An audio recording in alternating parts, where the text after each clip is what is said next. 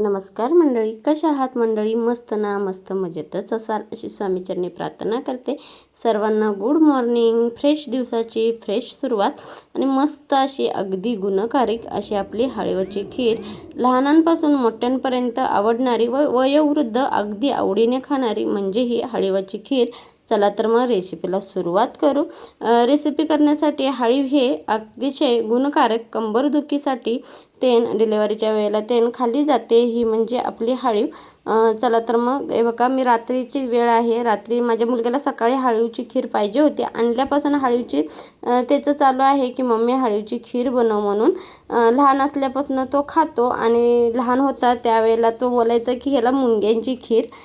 त्याला माहीत नसायचं की थोडंफार हे मुंग्यांसारखं दिसतं, त्यामुळे तो हळीवला मुंग्या बोलायच्या. बघा, स्वच्छ पाण्याने असे स्वच्छ धुवून घ्यायचे आहे आणि ह्याच्यामध्ये ना आता आपल्याला पाणी ह्याचं स्वच्छ निथळून काढायचं आहे. मात्र ते काय होतं, पूर्ण आपण ओतायला गेलो तर सगळं एका साईडला हळीव आपली थोडी चिकट असल्यामुळे निसटू शकते. त्यामुळे एक चाळणी घ्यायची. चाळणीमध्ये छान असं पाणी धुवून घ्यायचं आणि त्याच आता चाळणीमध्ये ना दुसरं पाणी स्वच्छ घालायचं आणि त्याच्यामध्ये हळीव आपली भिजत घालायची आहे.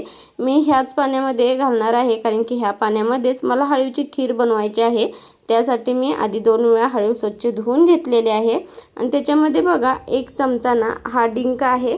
हा आपला खाण्यातला डिंक आहे बरं का. नाहीतर तुम्ही म्हणाल की डिंक म्हणजे आपला ह्याच्यातला डिंक, कारण की लहान मुलं तशीच बोलतात डिंक. कारण की मी माझ्या मुलग्यावरून सांगते तुम्हाला.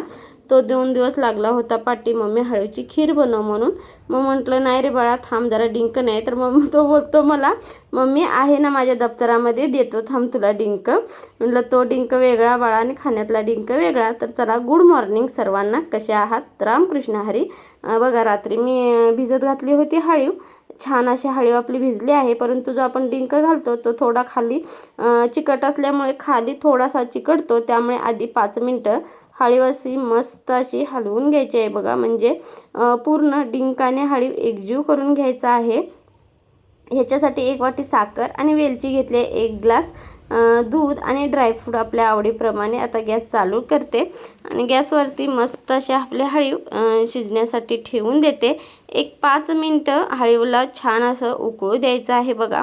म्हणजे मंद आचेवरती 5 मिनटं हळीव. आता तुम्ही बघू शकताय किती दाटपणा त्या हळीवला येत आहे आणि जसं जशी हळीव शिजेल ना तसं तसं असा वरी पांढरसा असा फेस येतो बघा, जेणेकरून आपण ज्याच्यामध्ये डिंक घातला आहे ना तो येत आहे. तर मग वरचा ना पांढरा फेस असतो तो एका वाटीमध्ये काढून घ्यायचा आहे. हा डिंकाचा फेस आहे बरं का. डिंक घातल्यामुळे हा जसं जसं डिंक त्यानं आपलं शिजेल तसा हा आपल्या जसं आपण चुलीवरती पूर्वी भात माणसं ठेवत होती आपले लेडीज त्यावेळेला कशी अशी पेज यायची भातावरची, तशा पद्धतीने हे येतं. आणि 1 वाटी ह्याच्यामध्ये साखर टाकून घ्यायची आहे. साखर मस्त अशी विरघळेपर्यंत उकळी आणू द्यायची आहे आणि अतिशय गुणकारिक, प्रस्तुतीच्या वेळेला हळीव खूप गुणकारक आहे आणि ह्याच्यामुळेच आपल्या शरीरातील हिमोग्लोबिनही वाढण्यास खूप मदत होते बघा. आता ह्याच्यामध्ये 1 ग्लास दूध घालून घेते मी. ह्याच्यामध्ये 1 ग्लास दूध ओतून छान अशी ह्याला उकळी आणू द्यायची आहे बघा. 5 मिनटं ह्याला असंच मंद आचेवरती हे हळीव आहे ना ती शिजवून घ्यायची आहे बरं का. त्यामुळे ना आपले जे मानसिक हे असतं लेडीजचं तेही व्यवस्थित येण्यास मदत होते आणि मानसिक तक्रारी असतात त्याही दूर होतात. त्यामुळे महिन्यातून एकदा का असेना हळीव घेतली पाहिजे लेडीजने आणि किशोर वयातल्या मुलींनाही ही हळीव दिली पाहिजे. त्याच्यामध्ये बघा आता वेलची आणि थोडीशी जायफळ टाकून देते आणि छान असं मिक्स करून घ्यायचं आहे. त्याच्यामध्येच ड्रायफ्रूटही घ्यायचे आहेत आणि त्याच्यामध्येच देशी गाईचं आपण तूप आहे ना ते 1 चमचा टाकून द्यायचं आहे. आता गॅस बंद करून ह्याच्यामध्ये 1 चमचा तूप टाकून द्यायचं आहे आणि आपल्या आवडीनुसार ड्रायफ्रूट कमी जास्त तुम्ही करू शकता. बघा आता किती छान अशी आपली हळीवची खीर तयार झालेली आहे. ज्या कोणाला लेडीजचा पाळीविषयी म्हणजे आपल्या पिरियडविषयी काही प्रॉब्लेम असतील तर त्यांनी नेहमी 1 चमचा का असेना आपल्या खाण्यामध्ये हळीवचा वापर करावा.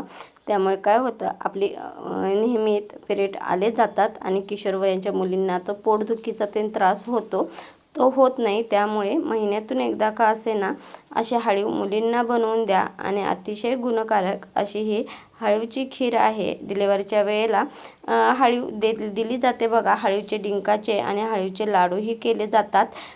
डिंक हा आपल्या कंबरदुखीसाठी ते छान आहे आणि हळीव ही तितकीच गुणकारक आहे. चला तर मग तुम्हाला व्हिडिओ आवडला तर जाता तर चॅनलला लाईक शेअर सबस्क्राईब नक्की करा. आता माझ्या मुलग्याला थोडे आणि ड्रायफ्रूट हवे होते, त्यामुळे मी थोडे वरून घालते ड्रायफ्रूट आणि त्याला देते. आणि तुमच्या भाषेत याला कोणती खीर बोलतात कमेंटमध्ये मला नक्की सांगा. माझ्या मुलग्याच्या भाषेत ह्याला मुंग्यांची खीर असं तो लहान असल्यापासून बोलत होता. जवळजवळ 1.5 वर्षाचा असल्यापासून तो ही खीर खातो, त्याला आवडते. आणि त्यावेळीपासून त्यानं चालू आहे की मम्मी ही मुंग्यांची खीर, हळीव म्हणतात, त्याला माहिती आहे ह्याला हळीव बोलतात, परंतु तो बोलतो की ही मुंग्यांचीच खीर आहे आणि थोडंफार ह्याला मुंग्यांसारखं दिसत आहे. तुमची मुले काय बोलतात कमेंटमध्ये मला नक्की सांगा. आणि जाता तर चॅनलला लाईक शेअर सबस्क्राईब नक्की करा.